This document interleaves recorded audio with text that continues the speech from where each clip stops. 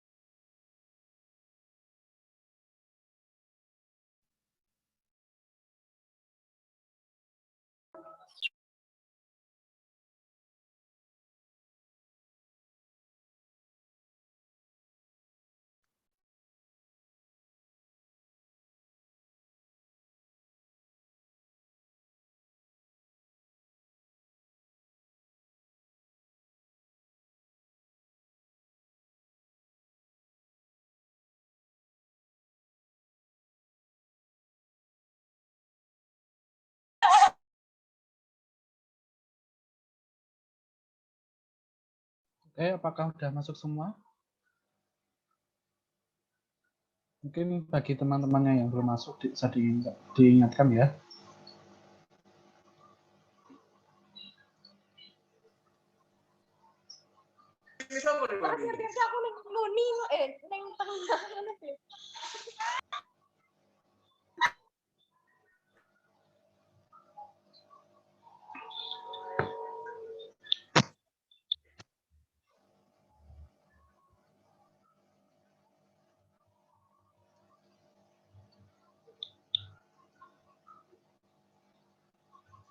Oke, sambil menunggu, mungkin Mas Rizky akan buka dulu, nanti sambil teman-temannya nyusul ya. Oke, bismillahirrahmanirrahim. Assalamualaikum warahmatullahi wabarakatuh. Waalaikumsalam warahmatullahi wabarakatuh. Oke, sebelum kita memulai bimbingan, alangkah baiknya kita berdoa dulu ya. Menurut agama dan kepercayaan masing-masing, berdoa dipersilahkan.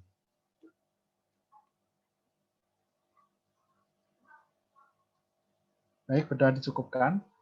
Semoga bimbingan pada sore hari ini bisa menambah wawasan adik-adik mengenai nanti TBK-nya. Oke, jadi Mas Rizky pada sore hari ini sudah memberikan materi di grup maupun di link Google Drive, yakni materi elastisitas dan materi mekanisme pasar. Biasanya dua materi ini yang selain permintaan dan penawaran adalah materi yang sering keluar. Oke, jadi kita akan membahas materi dulu dari elastisitas atau mekanisme pasar. Bisa dua-duanya. Oke, ini sudah kelihatan belum?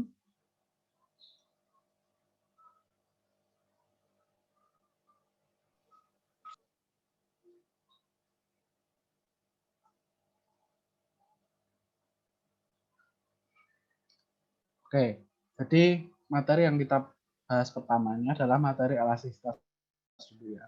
Jadi elastisitas, ya, kalian tahu sendiri elastisitas ini adalah suatu bentuk materi ekonomi yang menentukan pada materi nanti permintaan dan penawaran. Jadi kita langsung masuk yang pertama adalah elastisitas harga pada permintaan. Harga pada permintaan. Jadi rumusnya udah pada tahu ya, rumusnya bahwa EP atau elastisitas permintaan atau nanti kalau disingkat di bahasa Inggris namanya ED itu sama dengan persentase dari perubahan Q atau jumlah harga dibagi persentase dari jumlah persentase dari jumlah barang kuantitas Q dibagi persentase jumlah harganya. Persen delta Q dibagi persen delta P. Bisa menggunakan rumus kedua yang biasa dipakai juga di delta Q per delta P kali P1 per Q1. Nah, bisa juga pakai rumus ketiga. Jadi ada 3 rumus yang bisa digunakan. EP sama dengan Q dikalikan aksen P kali Q dikalikan P per Q. Itu juga bisa. Nah, itu rumusnya. Menginjak ke jenisnya. Jadi jenisnya ini ada bermacam-macam. Jenis elastisitasnya ada, kita bahas yang pertama E sama dengan 0. E sama dengan ini adalah inelastis sempurna. Jadi inelastis sempurna ini adalah di mana barang sangat terbatas dan tidak bisa ditambah. Misalkan berapapun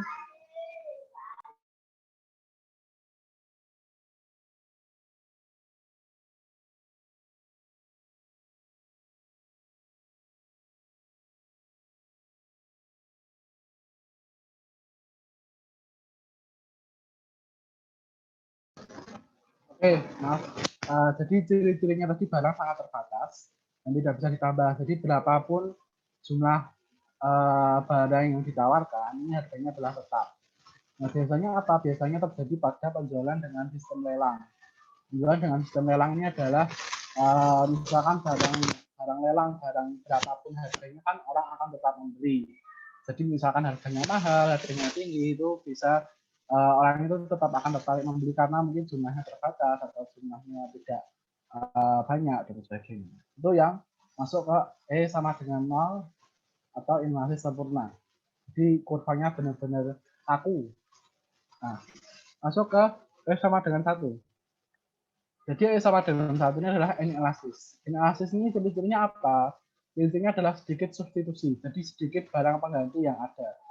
Barang pengganti ini maksudnya misalkan kita ibaratkan gula dan ini ya, gula dan substitusinya adalah jagung dan nasi. Nah, misalkan kan nasi pasti banyak substitusinya, sedangkan mungkin garam itu kan sedikit substitusinya. Jadi permintaannya adalah inelastis. Nah, yang kedua adalah pedagang atau penjualnya sedikit. Misalkan penjualnya ini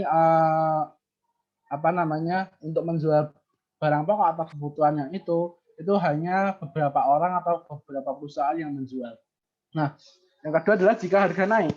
Jika harga naik, yang pertama adalah pembeli mau tidak mau harus membeli ya, karena barang itu tetap dibutuhkan, barang itu tetap diperlukan, ya mau pembeli juga harus mau membeli gitu. Nah, terus jika harga naik juga penerimaan pedagang ini naik. Penerimaan pedagang naik ini ya berdampak pada keuntungan dari perusahaan itu sendiri. Contohnya apa? Contohnya adalah barang kebutuhan pokok, barang listrik, angkutan kota, peristiwa-peristiwa tertentu yang menjelang hari-hari besar gitu, biasanya barang akan cenderung inelastis. Gitu.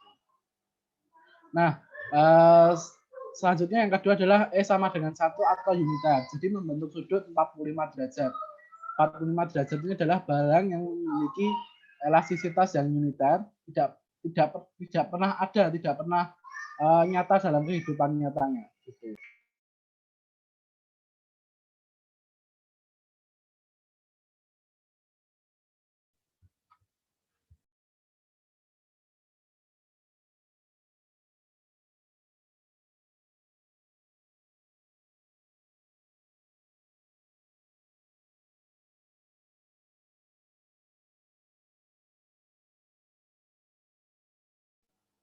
Oke, lanjut ya. Jadi sama dengan 1 unitar ini kan tadi barang membentuk 45 garis kurvanya ini membentuk 45 derajat. Jadi barang yang memiliki elastisitas yang unitar ini belum pernah ditemukan sih dalam kehidupan nyata. Jarang banget gitu. Nah, lanjut aja ke S lebih dari 1 atau elastis. Jadi kurvanya cenderung landai ya, cenderung nggak miring, nggak tapi elastis. Nah, kebalikannya dari inelastis adalah banyak substitusi, banyak barang penggantinya. Terus pedagang menjualnya banyak, jika harga naik misalkan pembeli pindah ke pedagang lain gitu. Kan barang penjualnya kan banyak, terus substitusinya juga banyak, jadi pembelinya otomatis bisa merata gitu. Nah, jika harga naik juga, tapi berimbas kepada keuntungan perusahaan atau pedagangnya juga turun gitu. Nah, contohnya apa? Contohnya buah-buahan, pakaian, makanan ringan, barang mewah.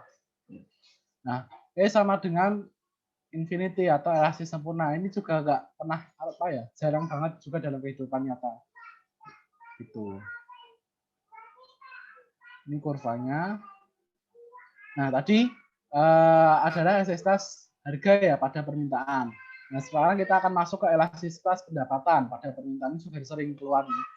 Jadi rumus satunya adalah EY sama dengan persentase dari delta Q per persentase delta Y atau persentase dari jumlah barang yang ditawarkan dibagi presentasi jumlah pendapatan.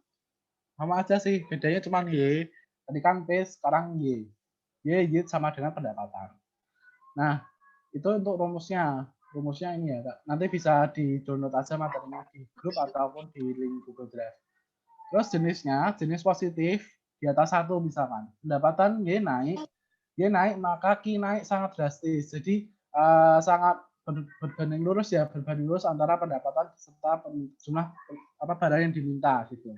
Nah, biasanya ada pada barang mewah atau superior, misalkan perhiasan, misalkan mobil mewah, misalkan rumah mewah, itu juga positif. Nah, positif yang kedua adalah positif 0 sampai dengan 1. Nah, biasanya pendapatan ini naik, tetapi permintaan naik, tapi kenaikannya nggak begitu mencolok ya. Bahkan kenaikannya ini cenderung turun. Jadi misalkan kita contohkan pada elastisitas pada barang normal. Barang normal itu contohnya bahan kebutuhan pokok. Misalkan pendapatannya naik, Tetapi di suatu saat misalkan terjadi inflasi, terjadi kondisi ekonomi yang kurang bagus, maka permintaannya ini cenderung stagnan atau cenderung tetap gitu. Bahkan bisa turun kepada kebutuhan-kebutuhan tertentu. Nah, negatif. Negatif ini jika pendapatan naik tapi permintaannya turun. Nilai elastisitasnya juga negatif. Biasanya pada barang inferior, mobil bekas bagi orang kaya. Ya, barang inferior, tahulah pengertian barang inferior itu kan barang yang ini ya, barang yang pokoknya berbanding terbalik ya gitu ya. Nah, kalau mobil bekas kan ini menimbulkan citra buruk bagi yang punya image orang kaya atau orang berpendidikan, berpengalaman gitu. Nah, nilai pendapatan ini semakin inferior ini semakin kecil, tapi semakin superior ini semakin besar gitu. Nah, itu untuk elastisitas pendapatan. Nah, sekarang kita masuk ke kurva Engel. Kurva Engel ini adalah kurva yang menghubungkan antara pendapatan dan jumlah barang yang diminta. Nah, tadi misalkan barang inferior ya. Barang inferior ini dicontohkan adalah mobil bekas. Nah, mobil bekas ini sama pendapatan ini kurvanya cenderung turun, cenderung tidak berbanding lurus, tapi cenderung berbanding terbalik. Nah, kalau barang pokok, beras, ini beras sama pendapatan.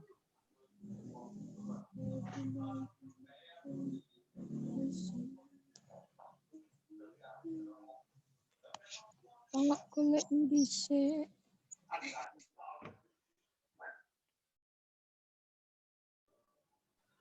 Oke, jadi kedua adalah barang pokok. Barang pokok tadi kan misalkan contohnya beras, bisa juga gula atau telur. Nah, ini kenaikannya nggak terlalu malah cenderung turun nanti kayak kurva U terbalik, tapi ada naiknya gitu. Ini barang pokok. Tapi kalau barang mewah, mobil mewah ini seperti kurva permintaan tapi kayak melandai terus naik gitu. Ini contohnya mobil mewah bisa, perhiasan bisa. Ini untuk kurva Engel. Oke, yang selanjutnya adalah elastisitas silang pada permintaan. Nah, kalau silang ini beda lagi. Misalkan silang ini rumusnya persentase delta QX. Jadi ada dua barang yang diminta. Misalkan rumus yang pertama adalah persentase dari jumlah barang X atau jumlah barang yang pertama dibagi persentase jumlah harga barang yang kedua. Jadi silang istilahnya. Nah, kalau lebih gampang rumusnya biasanya yang dipakai yang ini. Delta QX sama dengan delta QX dibagi delta PY dikali PY1 dikali QX1. Biasanya kedua rumus ini yang biasa dipakai ya, cross silang. Nah, nilai positif. Misalkan kita contohkan itu tarif angkot ya. Tarif angkot PY-nya naik atau harganya naik, maka permintaan angkot GY-nya turun. Kan sebanding nih, harganya naik tapi permintaannya turun, kan sebanding. Nah, nilai elastisitasnya juga barangnya pengganti QX ini akan naik. Nah, kesimpulannya ini adalah barang substitusi atau pengganti. Misalkan kan tadi dicontohkan kan harga barang Y kan naik, permintaannya turun dong pasti. Nah, nilainya barang satunya ini akan naik juga seiring dengan turunnya permintaan dari barang yang lain. Nah, kalau negatif ini sama-sama berbanding lurus, kebalikan. Maka misalkan harga komputer ya. Harga komputer misalkan merek Y ini naik, maka permintaan komputernya Y pasti turun dong. Nah, kalau turun misalkan nilai elastisitasnya misalkan barang X ini juga akan turun kalau ini barangnya komplementer. Kalau nilai elastisitasnya naik berarti ini barang substitusi gitu. Komplementer ya kalau dicontohkan komputer berarti komplementernya adalah keyboard, mouse dan sebagainya gitu. Nah, itu untuk elastisitas silang. Nah, ini penawaran sama aja, cuman rumusnya yang beda sih. Rumusnya sama, tapi cuman penerapannya aja yang beda nanti.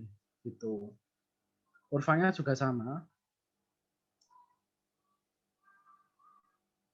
Nah, ini jarang keluar sih yang elastisitas titik dan elastisitas busur.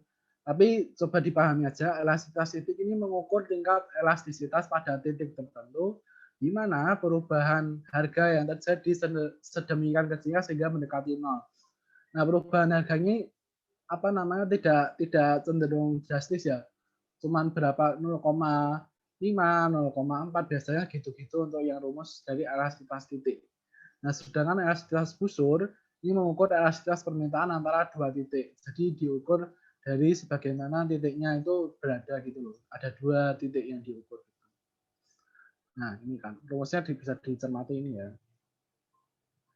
Nah, kita masuk ke faktor penentu. Nah, ke faktor penentu elastisitas harga. Jadi ada faktor penentunya dari permintaan dulu. Nah, permintaannya adalah jelas yang pertama adalah tingkat substitusi atau tingkat barang penggantinya. Semakin sulit mencari barang pengganti atau sedikit barang substitusi, maka ini semakin inelastis, semakin tidak kaku. Semakin kaku maksudnya. Nah, itu untuk faktor penentu elastisitas harga. Nah, sedangkan yang kedua adalah yang kedua dari faktor elastisitas permintaan adalah jumlah pemakai. Misalkan semakin banyak jumlah yang memakai barangnya, maka barangnya juga semakin inelastis.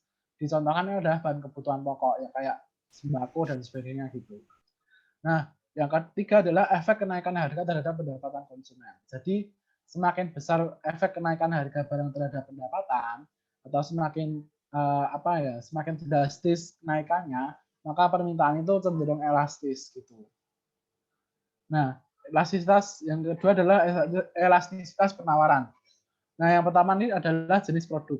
Jadi produk pertanian penawarannya inelastis karena tidak dapat memberikan respon yang cepat terhadap perubahan harga. Ya jelas karena apa, produk pertanian misalkan beras, terus jagung dan sebagainya, ini kan responnya agak lambat ya. Misalkan ada inflasi dan sebagainya, jadi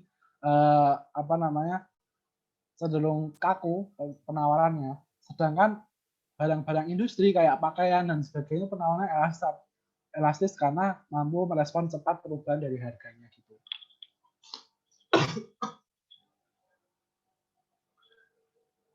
Nah, yang kedua adalah kemudahan memperoleh faktor produksi.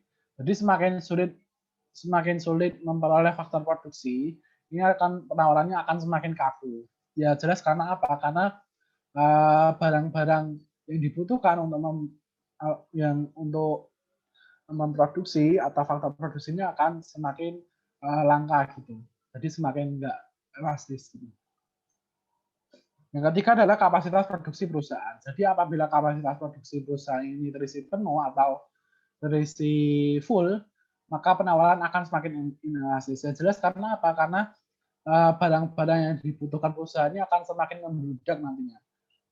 Dan stoknya ini akan akan tersimpan secara banyak, nggak bisa dikeluarkan oleh perusahaan sehingga barangnya akan numpuk, penawarannya juga akan semakin nggak elastis atau kaku gitu.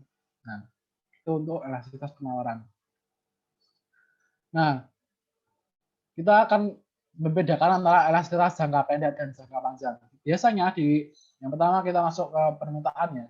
Biasanya yang barang yang tidak tahan lama ini untuk dalam jangka pendek permintaannya bersifat inelastis. Tapi dalam jangka panjang permintaannya elastis gitu. Misalkan yang tidak tahan lama ya contohnya bahan makanan, itu kan jangka pendeknya bersifat inelastis kan. Jangka pendek itu ya cuma bertahan beberapa hari, beberapa minggu gitu. Tapi jangka panjangnya permintaannya tetap elastis.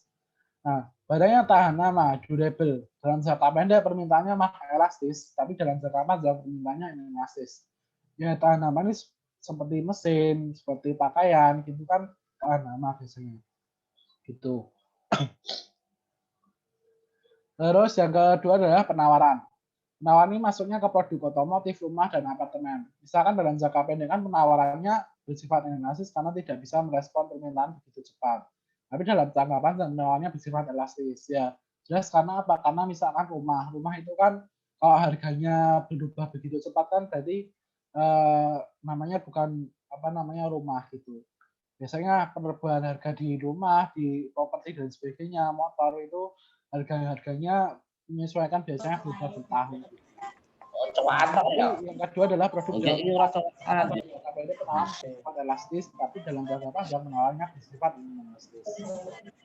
Nah, ekstras pendapatan ini hampir sama dengan permintaan. Oke, ini untuk materi elastisitas. Sekarang kita akan masuk ke materi pasar ya. Oke, jadi pasar ini ada beberapa aspek atau biasanya disebut dengan komponen pasar. Yang kita akan masuk pertama adalah pasar yang umum, jadi pasar persaingan sempurna atau PPS. Nah, PPS ini jumlah perusahaannya sangat banyak. Misalkan perusahaan bahan pokok, perusahaan makanan itu kan sangat banyak. Terus jenis barangnya juga homogen atau satu jenis, yang kayak bahan makanan, bahan pakaian, dan sebagainya. Nah, kemampuan penetapan harga ini nggak punya, atau price taker atau mengambil harga di pasar itu sendiri. Jadi perusahaan nggak boleh mengambil harga bila mana keuntungannya itu nggak akan turun gitu. Nah, kemungkinan masuk atau keluar ini juga sangat mudah dan sangat bebas saja, bebas masuk keluar dan sebagainya gitu. Nah, syarat keseimbangannya ini penting dicatat ya, untuk syarat keseimbangan di mana MR sama dengan NC. MR sama dengan NC atau P sama dengan D sama dengan MR sama dengan AR di kurva permintaannya, jadi elastis lah. Kurva permintaan kan horizontal gitu.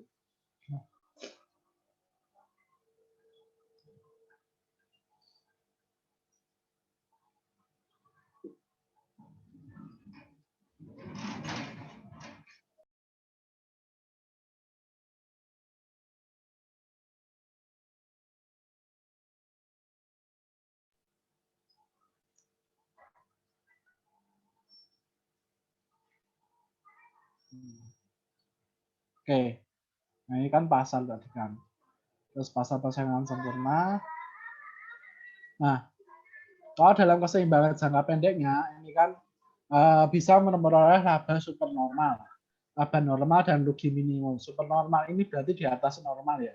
Ya bisa karena apa? Karena jika syarat ini terpenuhi dan misalkan barangnya masih banyak, ini bisa memperoleh laba supernormal. Keseimbangan jangka panjangnya hanya memperoleh laba normal ya, karena nggak bisa menentukan harganya itu tetap terus, jadi nggak bisa menaikkan keuntungan gitu. Jadi labanya cuma ya itu aja gitu. Nah, persaingan non harga nggak ada, karena kan di awal tadi kan perusahaan nggak boleh mengambil harga, jadi harganya tetap semua gitu. Nah, interdependensi atau ketergantungannya juga nggak ada, karena satu perusahaan berdiri sendiri, nggak bisa mempengaruhi gitu. Contohnya hampir sebenarnya ada, tapi di bahan-bahan pokok. Cuman kalau di sini yang dicontohkannya adalah pedagang DVD ya, bajakan ya, kayak barang-barang umum yang murah-murah gitu. Sama bahan pokok juga sih gitu. Nah, kita masuk yang kedua adalah pasar persaingan monopolistik. Jumlahnya banyak, masih kayak pasar persaingan sempurna, jumlahnya masih banyak. Jenis barangnya, nah ini jenis barangnya cenderung ke belah-belah atau namanya terdiferensiasi. Nah, kemampuan penetapan harganya ada tetapi kecil. Biasanya dimasukkan ke dalam HET atau harga eceran tertinggi. Itu di monopolistik. Kemungkinan masuk keluar industrinya juga relatif mudah. Nah, syarat keseimbangnya cuma MR sama dengan NC atau keuntungan marginal atau penerimaan marginal sama dengan biaya marginal. Kurva permintaannya sangat elastis, jadi dibuktikan dengan ini ya, P, Q, NC, MR, D. Itu. Keseimbangan jangka pendeknya hampir sama dengan pasar persaingan sempurna. Jangka panjangnya juga sama. Nah, ada perbedaan di persaingan non harga. Biasanya cukup besar. Biasanya lewat iklan ya, kayak perusahaan-perusahaan, kita tahulah ada perusahaan nih, perusahaan pakaian, kan biasanya lewat iklan tuh, tetapi juga harganya relatif sama gitu. Nah, juga ketergantungannya juga sangat kecil gitu. Contohnya tadi bisa dicontohkan adalah pakaian, sepatu, makanan ringan, kosmetik, dan sebagainya gitu. Nah, kita masuk ke pasar yang ketiga adalah pasar oligopoli atau beberapa perusahaan. Nah, sama seperti namanya, jumlah perusahaannya juga beberapa atau bisa dikatakan sedikit. Jenis barangnya homogen, satu jenis, juga terdiferensiasi atau terbelah-belah juga. Kemampuan penetapan harganya dengan kerjasama itu besar, atau dengan kayak mempunyai hubungan dagang itu besar. Tapi tanpa kerjasama itu kemampuan penetapan harganya kecil. Nah, untuk kemungkinan masuk keluar industrinya juga apa ya? Modalnya yang dibutuhkan itu sangat besar untuk perusahaan oligopoli. Juga hambatannya juga cukup besar. Nah, syarat keseimbangannya adalah MR sama dengan NC, terdapat kekakuan harga sehingga biaya rata-rata dan biaya marginal tidak bisa mengubah keseimbangan P dan Q. Kekakuan harga ini dapat diimplementasikan dalam kurva patah atau king demand curve yang di sini. Nah, di mana P ini kan seakan-akan nggak ke sini, tapi ke Q0. Kan ke Q0 ini. Nah, kan ke Q0. Nah, ini kan berarti kurvanya dipengaruhi oleh tadi penetapan harganya ini. Itu. Nggak selalu dengan Q yang awal, tapi Q0. Itu sih. Nah, itu untuk kurvanya. Tapi jangka pendek juga hampir sama, jangka pendek, jangka panjang. Persaingan harga ini juga beda. Untuk barang yang terdiferensiasi besar, tapi pada barang homogen tidak. Misalkan barang yang ini ya, yang terbelah tadi kan besar. Misalkan kayak barang otomotif, barang HP dan sebagainya itu kan besar persaingan harganya. Tapi pada barang homogennya enggak, kayak semen, baja, kertas gitu. Nah, interdependensinya ini saling bergantung dan mempengaruhi satu sama lain. Jadi mempunyai hubungan yang erat gitu untuk pasar oligopoli. Nah, masuk ke pasar yang satu lagi adalah monopoli. Monopoli hanya satu. Kan mono itu satu, poli itu perusahaan. Nah, jenis barangnya unik dan tidak ada substitusinya. Kemampuan penetapan harganya sangat besar atau price maker, pembuat harga. Kemungkinan masuk uang industrinya juga sangat sulit untuk masuk. Syarat keseimbangannya MR sama dengan NC, di mana D atau demand permintaan sama dengan penerimaan rata-rata, dan P ini harga lebih dari biaya marginal. Bisa dilihat dari kurvanya. Kurvanya ini adalah inelastis, di mana kurva permintaan perusahaan ini adalah kurva permintaan pasar. Gitu. Nah, keseimbangan jangka pendeknya adalah laba supernormal, laba normal, dan rugi minimum. Kalau jangka panjangnya bisa mulai laba supernormal, karena itu tadi harganya bisa ditentukan oleh perusahaan. Persaingan juga nggak ada, ketergantungan juga nggak ada karena hanya satu. Contohnya apa? Contohnya jelas adalah listrik sama kereta untuk di Indonesia.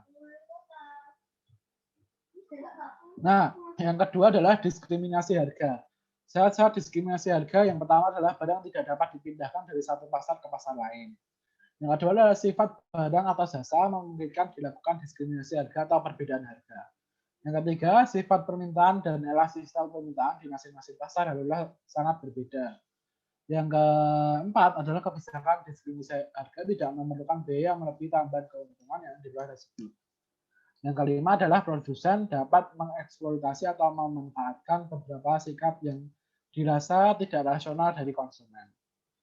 Itu dari diskriminasi harga. Ini cuma syarat-syaratnya aja sih untuk perusahaan kalau bisa menetapkan perbedaan harga. Nah, indeks Lerner, rumusnya biasanya Lerner sama dengan harga dikurangi biaya marginal dibagi harganya lagi. Nah, kalau misalkan pasar monopoli, ini indeks Lernernya 1, tapi kalau pasar persaingan sempurna, L sama dengan 0. Kalau misalkan di antara 0 dan 1, biasanya indeks Lernernya ini kriteria pasarnya ini atau enggak pasar tidak di antara pasar monopoli atau pasar persaingan sempurna, ini biasanya adalah pasar oligopoli atau pasar monopolistik gitu. Misalkan contoh di sini ya.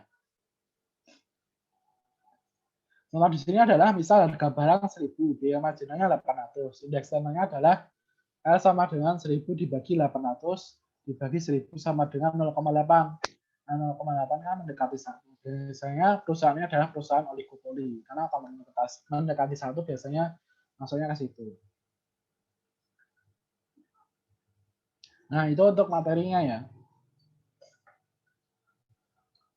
Untuk tambahannya biasanya kita langsung masuk ke soal aja mungkin. Soal elastisitas. Ada yang udah ngerjakan mungkin?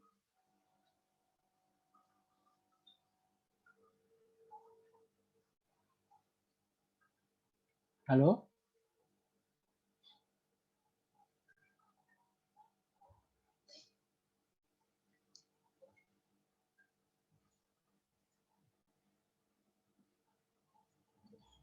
Belum ada ya? Oke. Kita bahas dulu yang ini ya, yang nomor 1.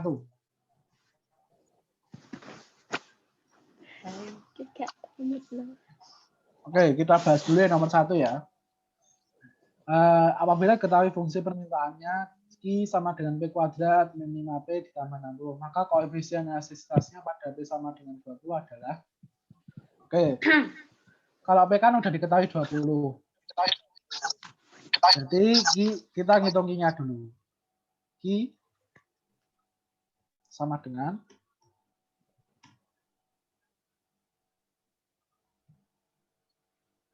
ininya P kuadrat ya. Bukan P2 tapi P kuadrat.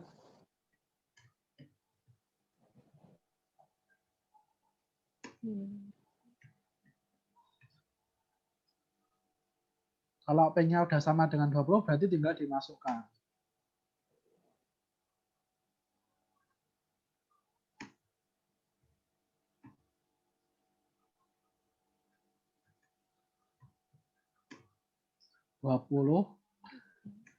Kali 20 dikurangi 5 kali 20 ditambah 60. Ya, ini yang tadi sama dengan berapa? 400 dikurangi 100 ditambah 60. Sama dengan berapa lagi? 360. Nah, ya, 360. Ini untuk I-nya. Nah, sedangkan kita masih ngitung elastisitas. Tadi nomor elastisitas apa?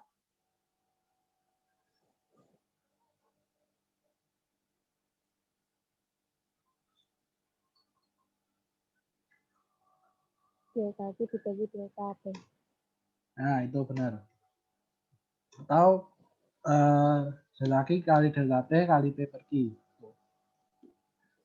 Berarti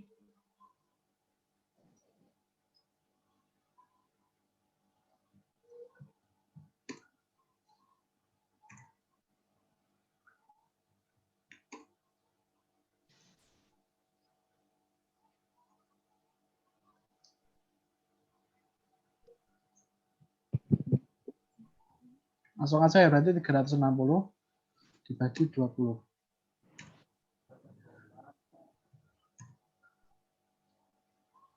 Nah, berarti elastisitasnya lebih dari 1 kan, berarti jawabannya B. B dari. Nah.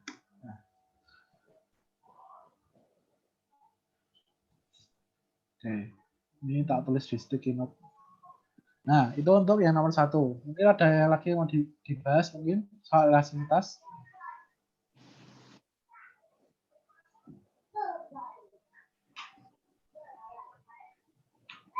Karena soalnya cukup banyak, ada sekitar berapa soal? 25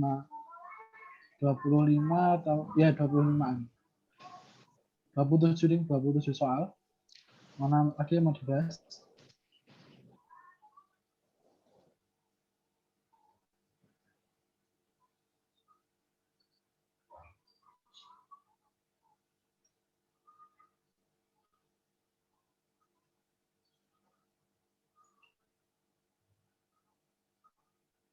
Oke, nomor 3 ya berarti ya.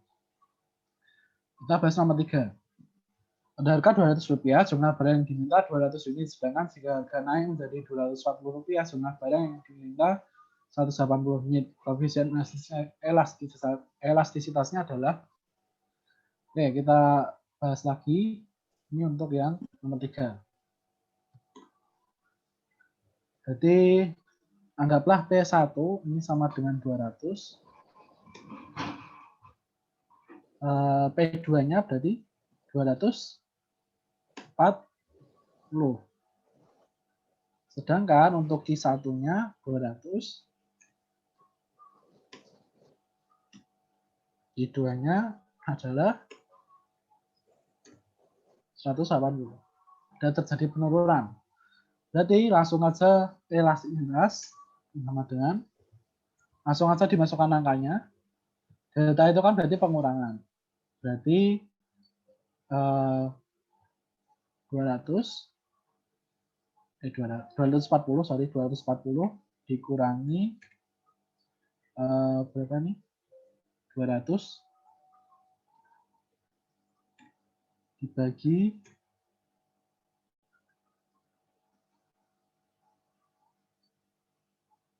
180 dikurangi 200 sama dengan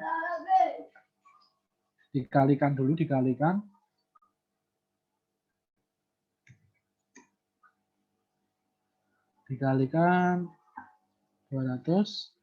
per 200 ya Kak, dengan P per Q ya. Nah berarti sama dengan lagi 40 bagi min 20, tapi minyak ini anu ya,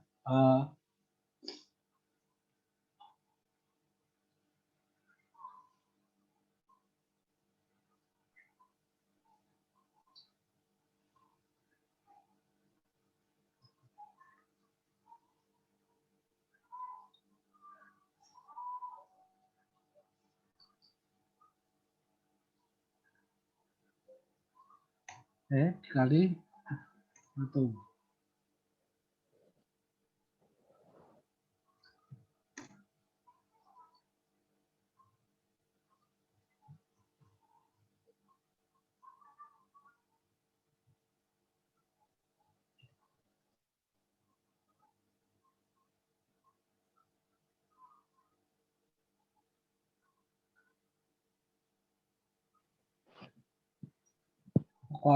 Kebalik ini.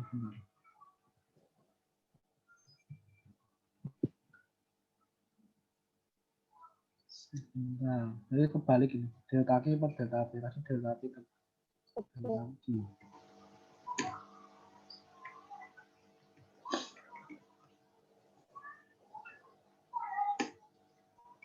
Nah, berarti ini min ya. Nah, biasanya kalau min, nah, Iya. tapi hasilnya ada kan min 0,5 ada. Tapi kayak ini min. Nah, biasanya kalau min ini menunjukkan barangnya ini elastis atau barangnya kaku gitu. Jadi 0,5 jawabannya.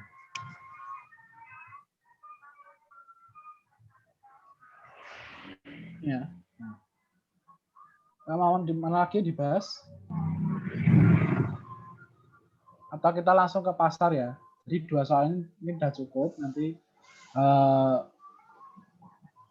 atau tambah lagi 1 soal mungkin.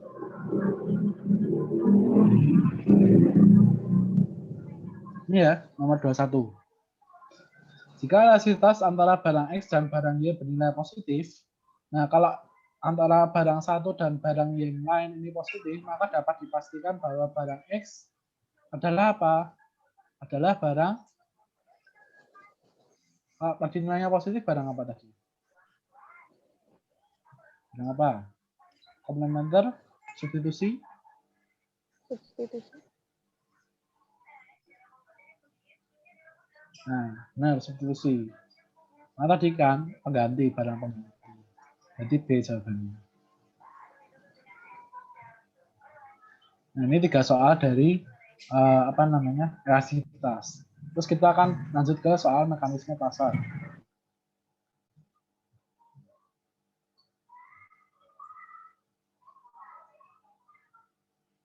Oke, kita bahas nomor 3 ya. Faktor-faktor yang mempengaruhi bergesernya kurva permintaan sehingga berakibat jumlah barang yang dibeli berubah. Dengan asumsi bahwa harga barang yang dibeli tetap adalah, biasanya yang mempengaruhi kurva permintaan adalah pendapatan, ya.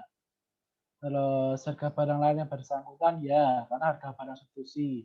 Terus ekspektasi konsumen juga ya. Terus selera konsumen juga ya. Berarti 1, 2, 3, 4 semuanya. Jadi nanti jawabannya D kalau.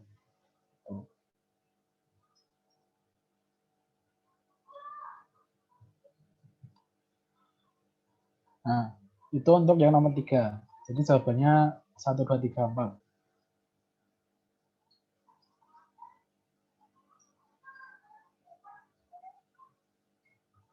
Oke, terus kita ke nomor 6 karena masih nyambung dengan permintaan tapi ini penawaran. Faktor-faktor yang mempengaruhi penawaran produsen adalah harga barang itu sendiri, ya, karena harga barangnya sudah masuk. Terus pendapatan konsumen enggak, karena pendapatan konsumen itu berpengaruhnya ke permintaan. Harga bahan baku juga iya, karena itu masuk ke produsen. Jumlah penduduk enggak. Berarti 1 dan 3. 1 dan 3 itu biasanya B.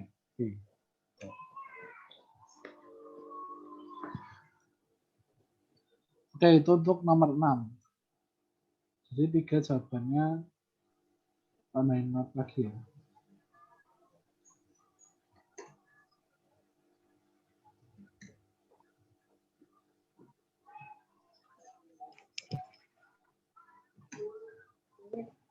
Dalam.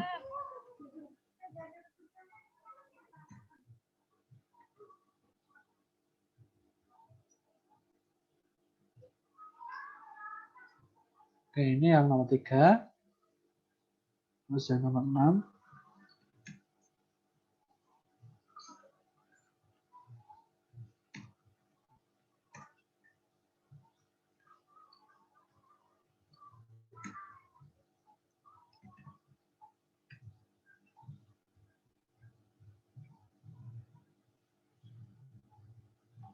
Tadi belum ditambahkan ini ya.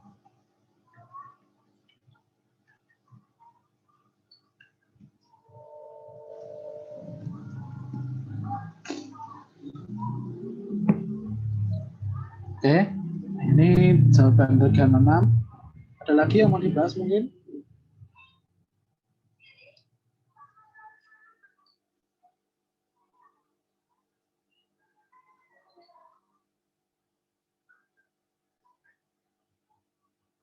Oh, ini nomor 12, jawabannya jelas ya. Yang dimaksud dengan harga keseimbangan adalah harga keseimbangan ya ketika permintaan bertemu dengan penawaran. Jadi jawabannya di harga yang diminta sama dengan harga yang ditawarkan. Itu yang 12 D jawabannya. Oh.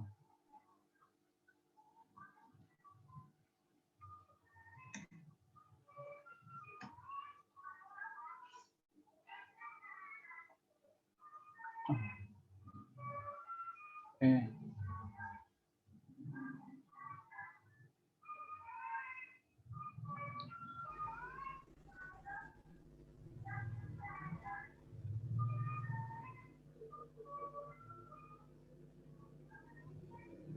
Mungkin ada yang lain mungkin yang mau ditanyakan. Sebentar.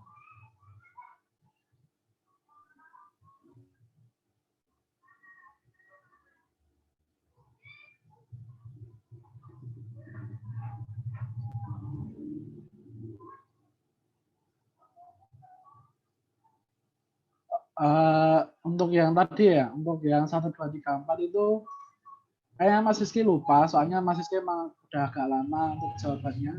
Tapi saya ingat sama Mas Rizky itu D untuk ini. Nanti coba disesuaikan dengan apa namanya jawaban dari SBMPTN atau UTBK-nya itu jawabannya sampai D apa sampai E. Tapi biasanya D. Saya 1, 2, 3 itu kan A, 1, 3 itu B, 2, 4 D. Oh iya, sorry, 4 itu E, 4 itu D, sedangkan ini E. Jadi benar, makasih. Ini jawabannya E. Sorry.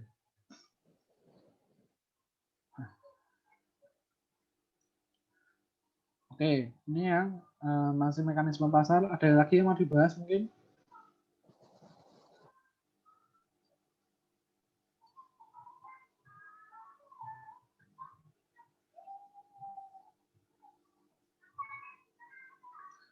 Oke, mungkin soal terakhir ini ya, nomor 15. Karena berkaitan dengan kebutuhan pokok. Meningkatnya harga beras pada musim paceklik. Paceklik itu musim-musim kayak kekeringan dan sebagainya gitu ya. Terjadi karena biasanya kalau meningkatnya harga beras, biasanya ini mempengaruhinya kalau nggak permintaan penawaran, berarti biaya produksi ini tidak dimasukkan. Nah, kalau harga beras ini biasanya meningkatnya adalah apa? Permintaan, meningkat permintaannya bertambah. Berarti A. Jelas sih ini.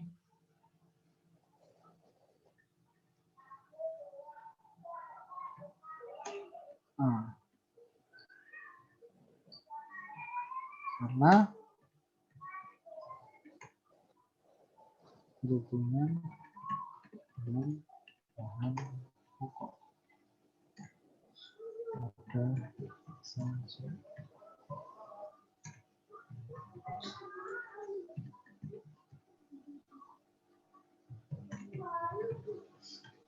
Tinggi. Oke.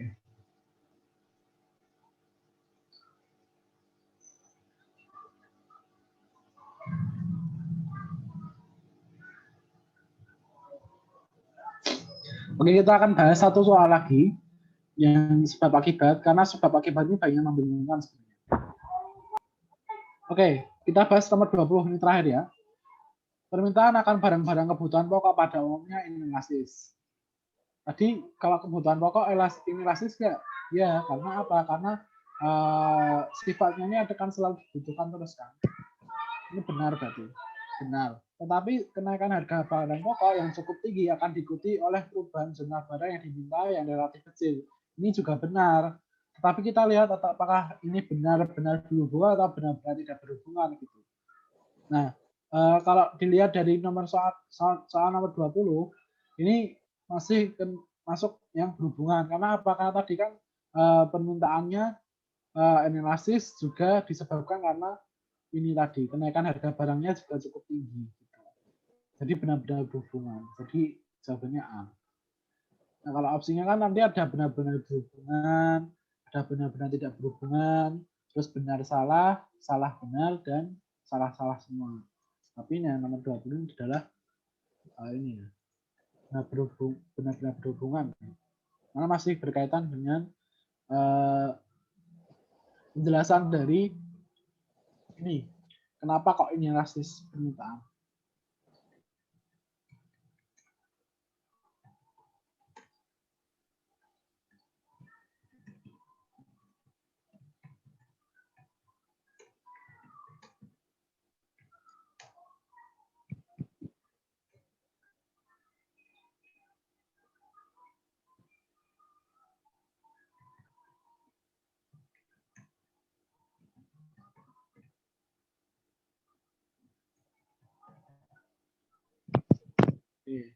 Ya.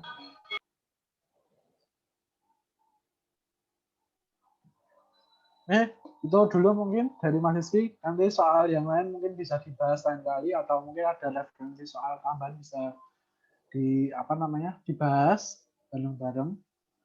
Kira ada yang mau tanya atau yang kurang jelas berkaitan dengan materi ini?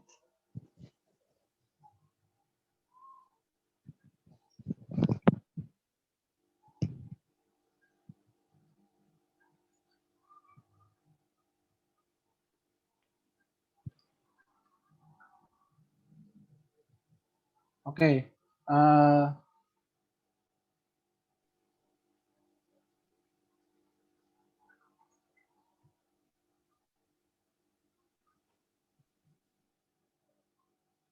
Belum ada ya berarti ya? Oke, jadi mungkin itu dulu dari Mas Rizky. Nanti berkaitan dengan materi lanjutan atau soal-soal yang ingin dibahas, sekiranya ingin bangun soal atau sebagainya nanti bisa dicek di link yang udah ada di di Google Drive. Mungkin itu dulu yang bisa Mas Rizky sampaikan. Kurang lebihnya mohon maaf bila ada kata-kata yang kurang berkenan atau mungkin kurang jelas materinya. Insya Allah nanti materinya bisa saya tambahkan atau saya koreksi lagi. Nah, mungkin sekian itu dulu. Terima kasih untuk adik sekalian. Tetap semangat dalam belajar nantinya. Dan sekian, terima kasih. Oke, wassalamualaikum warahmatullahi wabarakatuh. Waalaikumsalam warahmatullahi wabarakatuh. Terima kasih, Kak. Makasih, Kak. Terima Oke, kasih. sama-sama. Saya keluar ya.